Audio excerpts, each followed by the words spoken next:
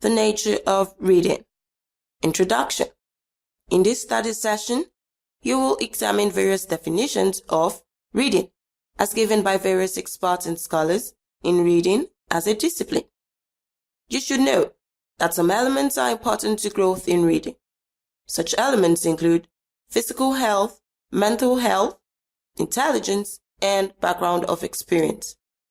All of these play a great part in the way you grow in both speed and comprehension.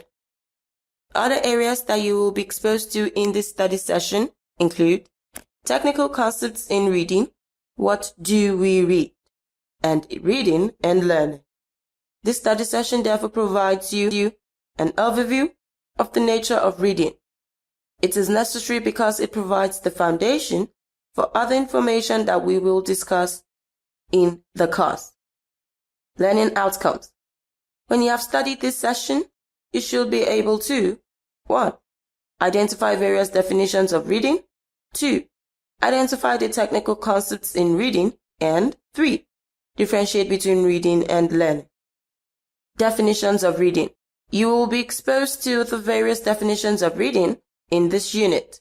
Moreover, you will be afforded the opportunity of understanding the nature of reading by being taught those elements that can help your growth in reading activities.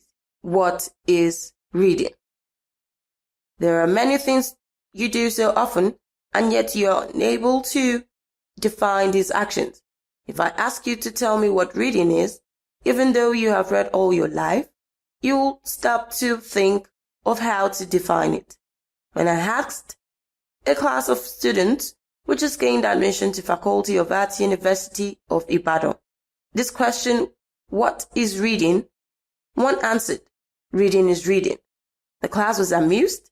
Then I said, I know that reading is reading, but you have not told us what reading is. These were students who had just read to pass the school certificate examination and the JAMB examination. They had also read the long JAMB forms with accompanying instructions. When you discover that you cannot define a concept or a word or an action, you take the easy way out. If you are asked, for instance, what is a descriptive essay, you too will lazily answer, a descriptive essay described.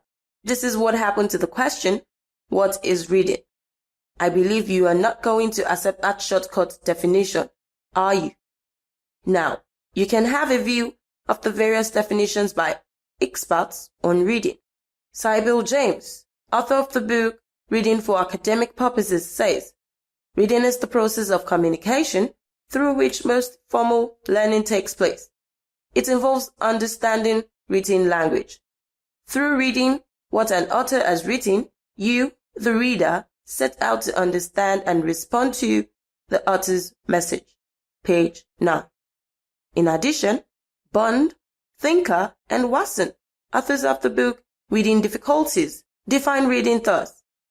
Reading is the recognition of printed or written symbols which serve as stimuli to the recall of messages built up through the reader's past experiences. In short, the reading process involves both the acquisition of meanings intended by the writer and the reader's own contribution in the form of interpretation, evaluation, and reflection of these meanings. Page 5. Gertrude Hildreth, in her book, Teaching Reading, defines reading thus. Reading is a mental process involving the interpretation of sign perceived through the sense organs. Thoughtful reading requires the interpretation of word groups in the context the author has employed to express his ideas. This requires the making of inferences, judgments, and critical evaluation of the printed statements. Page 2. From a list of definitions given by Dahlman and her co-authors, I am selecting the shorter versions of the definitions of reading for your benefit. Reading is an act of communication in which information is transferred from a transmitter to a receiver. Page 14. Reading has been described as social interaction between the author of the book and the student, page 14. Reading is the meaningful interpretation of printed or verbal symbols, page 14. Now you should have considered the important facts that you can glean from these various definitions of reading. 1. Man communicates through symbols. In reading, you employ visual symbols. 2. Comprehension is an essential aspect of reading. Without comprehension, no reading takes place. 3. Competence in the language in which text is written enhances your understanding of what the writer is saying. 4. What the reader brings to the page is as significant to reading as what is actually written on it. 5. If you are familiar with the topic being discussed or with a related topic, your understanding of the content will be greatly enhanced. What do we read? Your casual observation of people's activities reveals to you the prominent role of reading in their lives. Let us start from the everyday newspaper and magazines. Personally, you feel the absence of newspapers on the streets on any public holiday. You feel that you have missed something if by 2 p.m. you have not read the day's newspapers, or nowadays you have not heard any headline news stories on the net. In fact, some people read newspapers in arrears. In addition to newspapers and magazines, you also read novels, journals, and books. You read from the television screen or captions at film shows. Furthermore, you read from billboards and notice boards. During political campaigns, you read sky writings, posters, and manifestos. From newspapers, magazines, journals, and reports, you read graphs, maps, and statistics. You also read the Bible and the Quran. It is through these sources of the printed word that you come to understand your society and your roles as citizens, as workers, and individuals with personal needs and problems. As a matter of fact, Ogungbe, 2014, page 30, says, reading is a psycholinguistic problem-solving exercise which actively involves the reader in the process, decoding and assigning meaning. Now, you should examine how reading helps you to understand your society in relation to what you read. Each source mentioned above can be grouped under the following purposes. 1. Reading for recreation. 2. Reading for fuller personal development. 3. Reading for self-education. 4. Reading for information. Moreover, in your childhood years, you read for the following purposes: fun, broadening children's horizons, shaping attitudes, learning, and studying, etc. Nature of reading. You need to know that reading is a complex process. To the non-expert, reading is simply making sense out of attaching meaning to what is written. However, to the expert, reading is much more than that. Therefore, it is an interaction between the writer and you, the reader. It is a continuous process. It is an active process, and it is for academic, recreational, and transactional purposes. Moreover, you should know that in your occupation or any activity you undertake, you need reading. Today, it is scarcely thinkable that you can achieve success along any line without the ability to read. In fact, in order for you to lead a full and satisfying life, you must be able to read with clear understanding.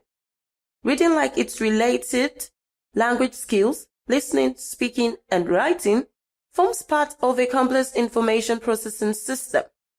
Information is passed from the author of the writer to you, the reader. Elements that aid growth in reading.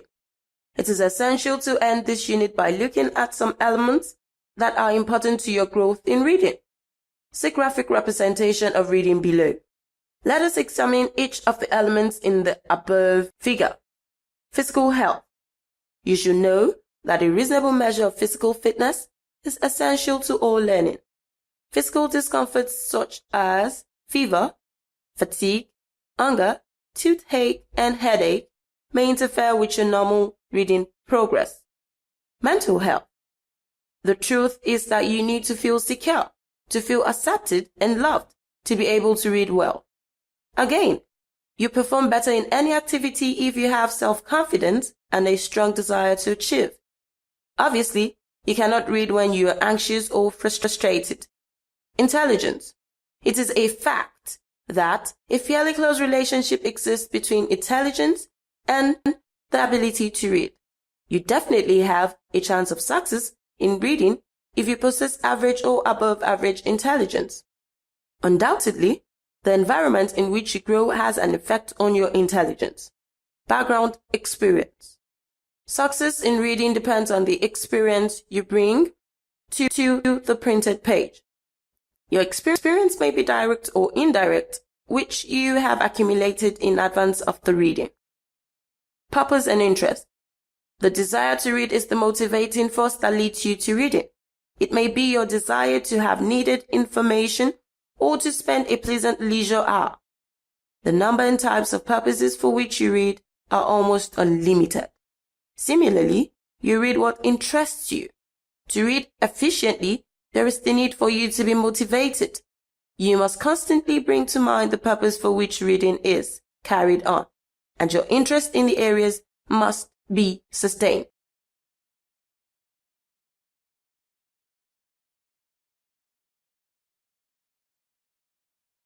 Technical concepts in reading. In this unit, you will be exposed to the technical concepts associated to reading as a communication skill. You will be taught the meanings of these concepts as they are used to explain reading. You have been taught earlier that comprehension is an essential aspect of reading. This means that you cannot remember what you have read if you do not understand it in the first instance. So you should aim at reading not only to remember, but also to retain the information for subsequent recall or reproduction or application. The following terms need brief explanations so that you will be able to understand them very well. 1. Recognition. 2. Comprehension. 3. Retention. 4. Recall. 1. Recognition.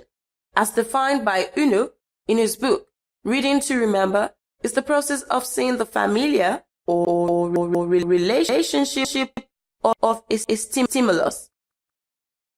Example, a word, a phrase, or an idea, to something previously known but apparently forgotten or not thought about. This means that word recognition refers to your ability as a reader to recognize or identify the meaning of words as they appear on the printed page. Recognition of words, phrase, or sentence is very important and basic to reading, no matter at what stage you are. 2. Comprehension. Comprehension means your understanding of the thought beneath the printed word. It is your ability to grasp the author's thought, not in isolated fragments, but as a whole. For instance, you cannot write a summary of a passage if you fail to understand the message delivered to you by the author. If you attempt to summarize a passage without first understanding it, you will merely be copying the author's words. Your speed of reading is also important in comprehension. You cannot read a new material at a rate beyond your level of development and expect to comprehend such material. Certainly, you cannot store something you do not understand. 3. Retention. Retention means your act of storing in the memory or of organizing mentally into familiarly meaningful units, information, facts, or other expressions that you have understood. You receive a great amount of information through your sense organs. You definitely cannot retain all. It is after you can recognize the words, phrases, or sentences and comprehend such information that you can retain it. One reason that you easily forget things is that you are unable to register or decode the message properly in the first instance. You retain what you understand and recall what you retain. 4. Recall. Recall is the measure of what you can actually remember. You can easily recall any information that you earlier recognized, comprehended, and retained. You can remember the above better when graphically perceived as follows. Difference between reading and learning. In this unit, you will be shown differences that exist between reading and learning. The last item leads you directly to reading and learning. As soon as a child gains some measure of skill, reading becomes his or a basic tool of learning. Books are always identified with learning and studying at school. Psychologists have defined learning as a relatively permanent change in behavior due to experience. One of our definitions of reading confirms that reading is the process of communication through which most formal learning takes place. Reading is an independent way of learning. Therefore, this means that reading is the skill you need to acquire learning. Learning is something you achieve throughout your lifetime through reading. Reading is a means to an end learning. The processes that your mind engages in when reading include thinking, predicting, questioning, evaluating, defining, and redefining, all of which make learning possible. It is when you read and understand that you can say you have learned something new. As it has been pointed out, there is a permanent change in your behavior as a result of learning a new thing. You learn to read when you're young, but you read to learn progressively as you mature. You cannot learn unless you understand, so the link between reading and learning is comprehension. Let me end this unit by quoting Thomas Jefferson. People who read can be free because reading banishes ignorance and superstition. Study session summary. In this study session, you have been taken through various definitions of reading, the technical concepts in reading, and differences between reading and learning. All of these have been able to help you to understand better the nature of reading and how reading itself aids learning. End of study session 1. Thanks for listening.